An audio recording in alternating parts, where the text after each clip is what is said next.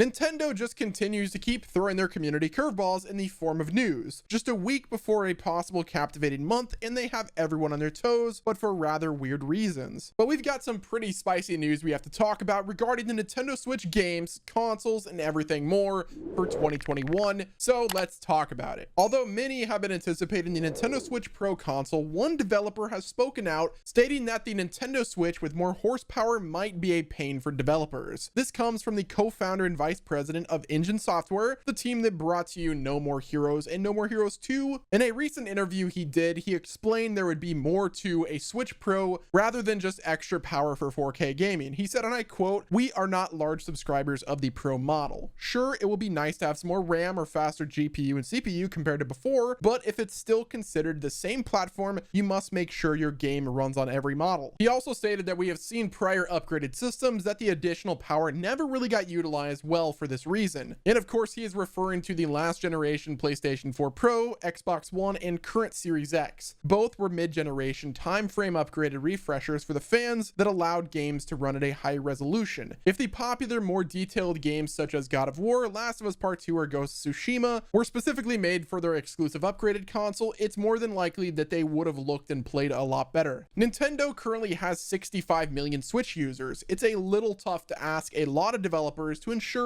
that 4K highly developed and ready games can also work on older base models. Although Nintendo has allowed for exclusive games on the more powerful 3DS, those being Xenoblade Chronicles, Fire Emblem Warriors, and more, it's unlikely that Nintendo would ask the developers to develop games to split the user base. I've got to hand it to Microsoft because they've been able to do this without any worries. But that's also because they have Microsoft's software engineers at their disposal. Do I think it's a possibility for the Switch Pro to do? Yes, but do I think it's realistic? Probably not. I don't really see the Switch Pro console being a big generation refresh from this current Switch, so I don't really see this being a big issue, but I can definitely see where developers are coming from in terms of their development cycle. This could definitely create a bottleneck in the development cycle, which would not be really fun. I'd rather than polish the game, make it a good game, and release it on a system, rather than have to constantly worry about making it compatible with multiple versions of consoles. So the next thing we have to talk about is Nintendo also decided to surprise Monster Hunter fans this week. Monster Hunter Rise will be arriving on the Nintendo Switch in just 2 months, and on that same day, fans of the series will have the opportunity to get a console variant as well as a Switch Pro controller based on the game. The console variant features the original version of the game with a handful of markings meant to show off the upcoming game, including a gold version of Magnum Malo, or however you pronounce the name, and that also appears on the right of the Switch dock. They must play a significant part in the game because not only is it on the Switch dock, but it's also featured on the Pro controller as well. Now, as of right now, both items have only been announced for release in Japan, although it's not very certain at this moment whether other regions in the world are going to get these special editions, but it's certainly not unheard of for Nintendo to release region exclusive collectibles such as this one. Along with Monster Hunter Rise game releases, it will also be getting its own line of amiibo figures exclusive to GameStop locations. As always, GME is killing it. Now, with this combo special edition, many are speculating that this could kill the hopes and dreams of a possible Nintendo Switch Pro releasing this year, but I don't think this is the case. Nintendo is certainly known for their special edition consoles, and not just Nintendo, Microsoft and Sony do the exact same thing if there's larger releases.